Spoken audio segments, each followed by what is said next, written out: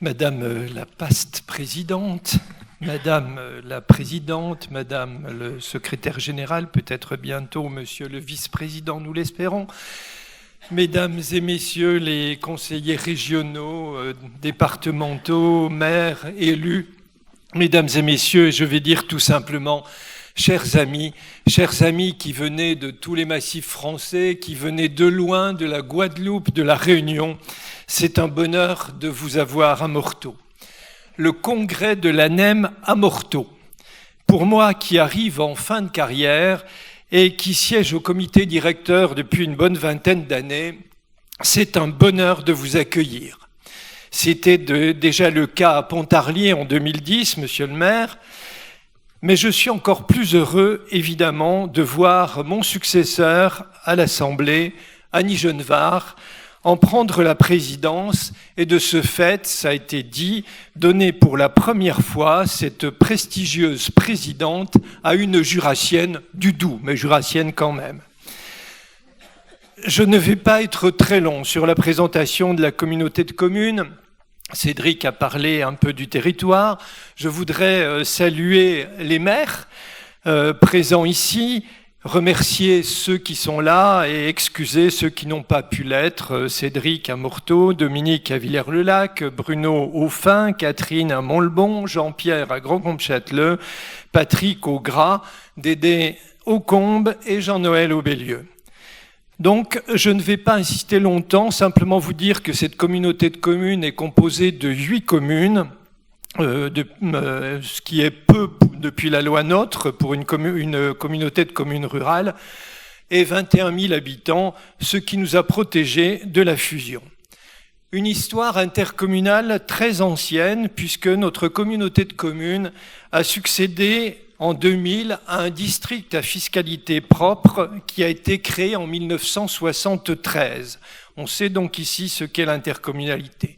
Un coefficient d'intégration fiscale de 3,7, donc un FPIC, j'en ai parlé hier au comité directeur, qui est passé de 17 000 € en 2012 à près de 700 000 € en 2018, ce qui est absolument insoutenable, 694 029 € pour être précis. Une économie dynamique avec un tissu dense de PME dans les domaines de l'horlogerie, des microtechniques, de la sous-traitance pour l'automobile, une agriculture efficace portée par des AOC et des IGP, un tourisme à développer et l'apport considérable du travail frontalier qui crée une forte dépendance à la Suisse et peut entraîner de fortes variations sur l'emploi.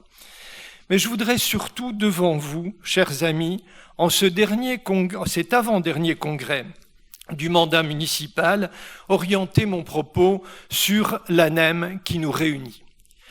En cette période où les collectivités et les élus locaux sont si maltraités, ça a été dit, où tout se complique, où les contraintes qui s'imposent à nous sont de plus en plus nombreuses, où l'on sent monter, malgré les propos du ministre hier, un nouveau centralisme. La taxe d'habitation, par exemple, les compétences imposées, le risque de recentraliser la gestion des fonds européens, j'en passe. Donc on sent monter véritablement un nouveau centralisme. Je voudrais insister sur l'importance d'une association d'élus comme l'ANEM pour faire entendre la voix des élus de terrain et de la montagne en particulier. À l'ANEM, on rencontre des gens qui ont les pieds sur terre, même s'ils ont la tête plus près des étoiles. On ne s'impose pas à l'ANEM, on écoute d'abord. On s'aperçoit qu'on aborde des sujets du quotidien, santé, école, fiscalité, numérique, de façon simple.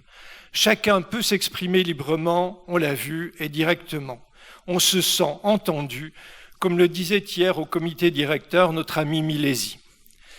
L'ANEM, avec ce fonctionnement transpartisan qui ne peut évidemment s'appliquer à tous, ça a été dit, chacun arrive avec ses différences, l'ANEM est l'incarnation du parti de la montagne, qui génère un état d'esprit particulier, une chaleur, une amitié, j'allais presque dire une forme de grâce, mais j'ose pas tout à fait compte tenu de ce qui s'est passé tout à l'heure.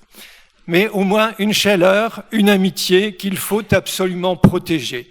C'est ce que nous ressentons à l'issue de chaque congrès.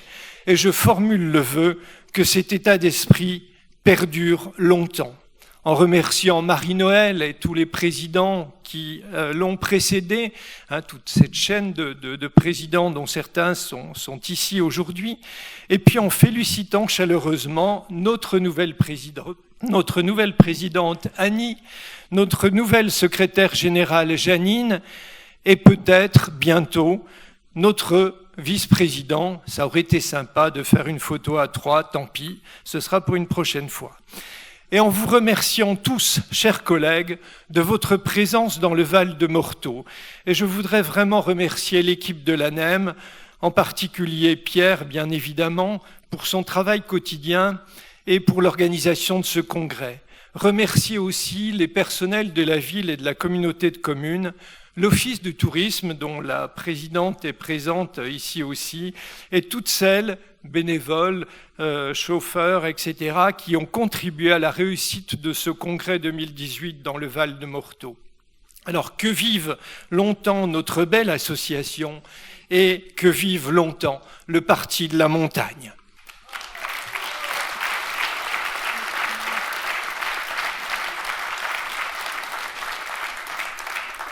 Alors permettez-moi d'ajouter un petit mot. Il y aura le buffet tout à l'heure à la salle qui se trouve en bas, comme hier.